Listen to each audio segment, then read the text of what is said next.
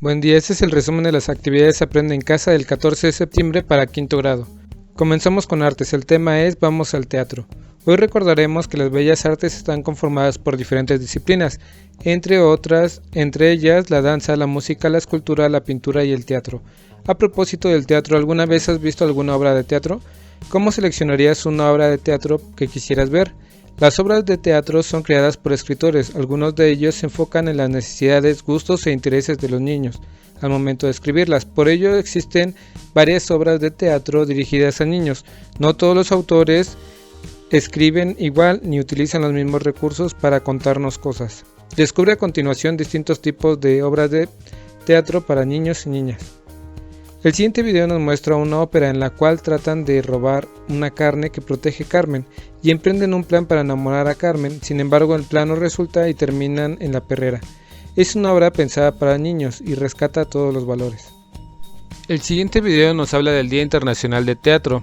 Las obras fueron puestas en escena para muchos alumnos. El teatro tiene una magia única. El siguiente video trata sobre un libro llamado El castigo de Lucas. Es un libro que trata de un niño que es castigado y le quitan Facebook, celular, etc. y muchas otras cosas. Y él busca otras formas de comunicarse como son las cartas y mantenerse entretenido mediante el coleccionismo. El autor Pancho Hinojosa dice que los niños son lectores muy exigentes, leen más que muchos adultos. El reto de hoy es jugar a caras y gestos, adivinar el título de una obra literaria. Puedes usar señas, si tienes algún libro, úsalo y puedes jugar con tus papás en casa. Continuamos con educación socioemocional. Comenzamos escuchando sonidos. El primer sonido es de la persona que vende globos, el segundo sonido fue un trueno y el tercero fue una puerta rechinando. Nos piden ponernos de pie y mostrar las expresiones que los sonidos nos producen. Al escuchar al señor con globos nos ponemos felices y cuando escuchamos los truenos nos asustamos. Cuando se oye una puerta rechinando tenemos un miedo incontrolable. Seguimos con educación socioemocional. El tema es Comienza el viaje. El siguiente video nos habla de las emociones. Todos los niños tienen derecho a sentir y expresar sus emociones. Todas las emociones son válidas, desde estar tristes, enojados, sorprendidos, incluso sentir vergüenza. Las emociones y sentimientos son parte de nosotros. Aprender a identificarlos, reconocerlos y expresarlos es importante. Siempre di lo que sientes y lo que piensas. Cuando te sientas bien y cuando estés enojado, aléjate, respira y cuando te sientes mejor, conversa sobre lo que te está molestando. Lee el cuento llamado Juan sin miedo, el cual es una adaptación del cuento de los hermanos Grimm. Érase una vez un hombre que tenía dos hijos totalmente distintos. Pedro, el mayor, era un chico listo y responsable, pero muy miedoso. En cambio su hermano pequeño Juan jamás tenía miedo a nada, así que en la comarca todos lo llamaban Juan sin miedo. A Juan no le daba miedo las tormentas, ni los ruidos extraños, ni escuchar cuentos de monstruos en la cama. El miedo no existía para él. A medida que iba creciendo cada vez tenía más curiosidad sobre qué era sentir miedo, porque él nunca había sentido esa sensación. Un día se fue de su casa para ver si podía sentir miedo. Una mañana llegó a la capital del reino y vagó por sus calles hasta llegar a la plaza principal, donde colgaba un enorme cartel firmando que el rey decía: se hace saber que al valiente caballero que sea capaz de pasar 3 días y 3 noches en el castillo encantado se le concederá la mano de mi hija, la princesa Esmeralda. Juan sin miedo pensó que era una gran oportunidad para él.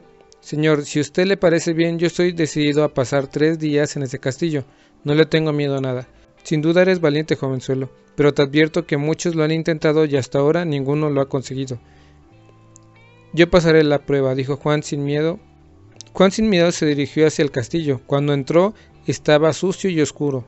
Pasó una noche en las habitaciones y con unos tablones que habían ahí. Encendió la hoguera para calentarse, enseguida se quedó dormido. Al cabo de un rato le despertó el sonido de unas cadenas. En el castillo había un fantasma. ¡Bú, bú!, escuchó sobre su cabeza. ¿Cómo te atreves a despertarme?, gritó Juan enfrentando a él.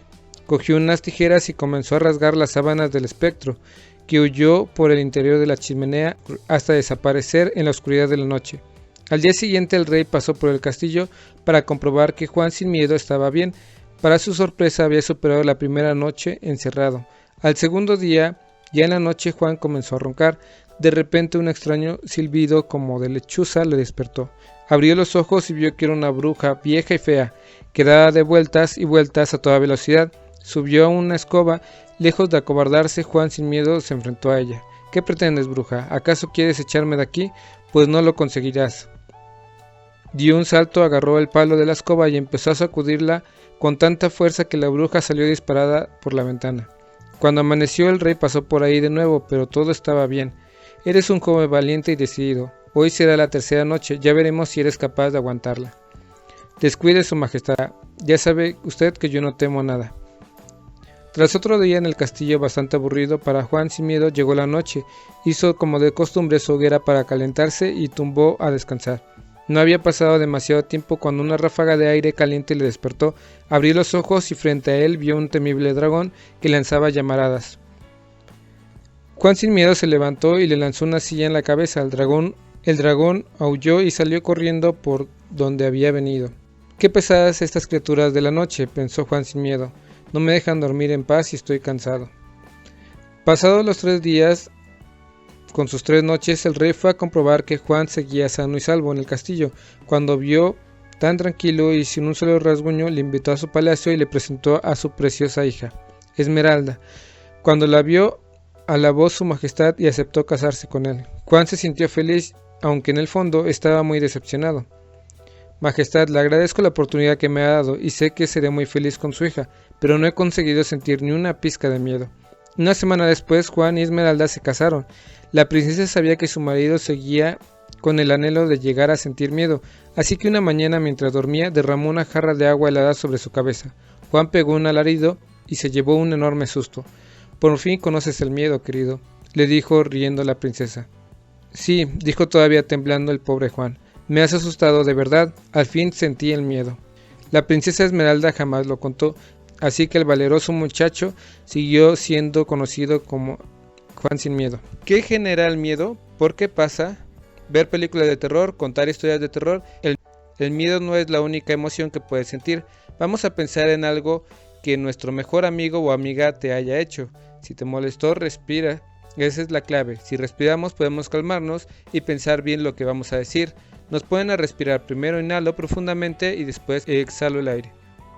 Cuando respiras te sientes tranquilo. Nos muestran un medidor de emociones. Tenemos emociones que nos suben la energía, como el enojo. Otras emociones que nos bajan la energía, como por ejemplo la calma y el cariño. Y otras emociones que nos bajan demasiado la energía, como el aburrimiento. Y también hay otras emociones que nos suben la energía de manera positiva, como la alegría. El reto es pensar en una emoción. Por ejemplo, si llegas a tu casa y quieres ver una película, haces palomitas y se va la luz. Explica cómo te sentirías. Saca un cuaderno y anota las cosas que nos ayudan, que vamos sintiendo a través del día, y al terminar el día vamos a leerlo y ver si las decisiones que tomamos fueron las mejores. Seguimos con ciencias naturales. Tenemos 4 alumnos. El primero se llama Matías. Matías es sedentario, juega videojuegos, come alimentos enlatados. Brian es muy activo, come caldo de verduras, pollo, pescado, carne, consume agua potable y ayuda a las actividades domésticas. Jessica es muy sonriente y a ella le gusta jugar fútbol, consume 2 litros de agua potable y come pastelillos y frituras. ¿A quién debería de hacerle caso Diana? Estas son las preguntas.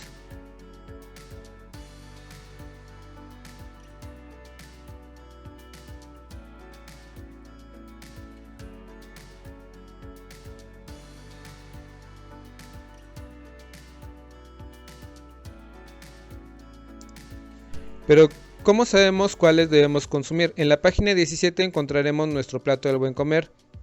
Tenemos verduras y fruta. Aquí encontraremos frutas como el melón y verduras como la lechuga, leguminosas y alimentos de origen animal. Aquí están los frijoles y habas, y los cereales como el pan y la tortilla. Vamos a la página 15 de tu libro. Aquí tenemos la jarra del buen beber. Debemos consumir agua potable de 6 a 8 vasos diarios.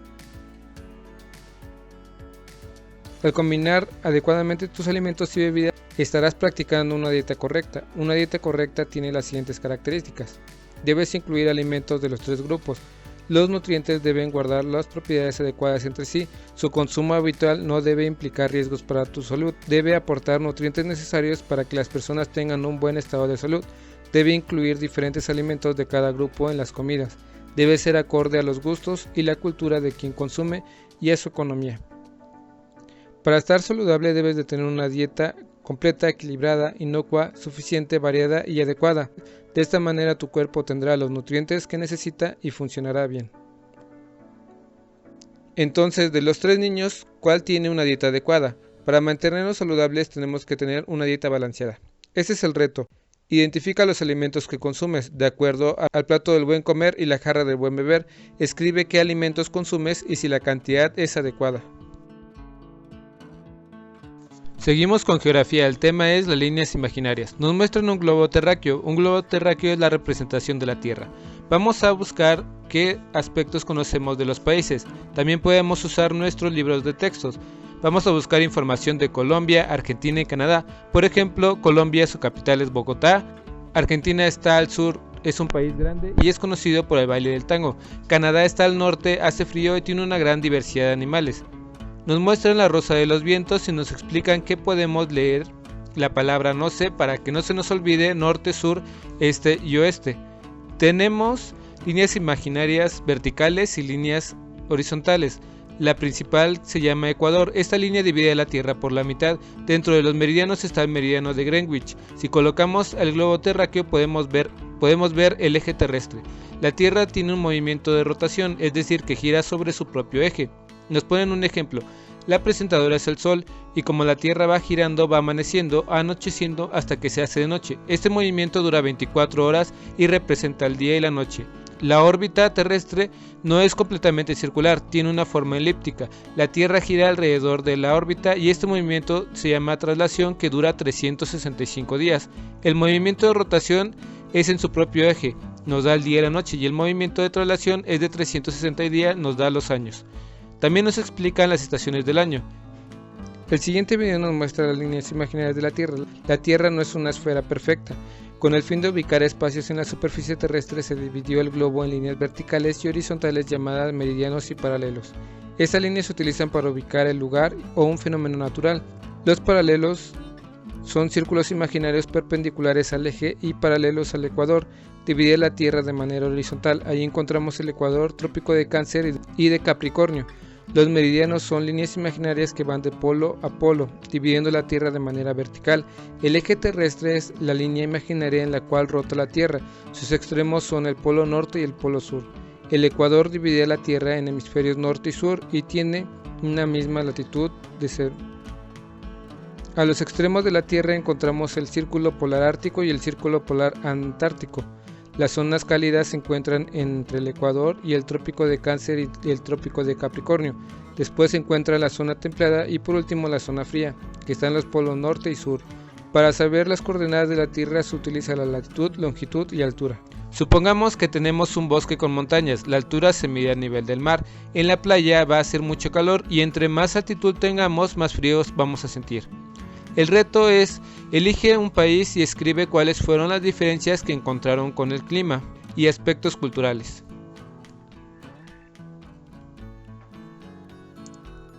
Si conoces a alguien que le pueda ayudar a este video, comparte, dale like y suscríbete. Saludos.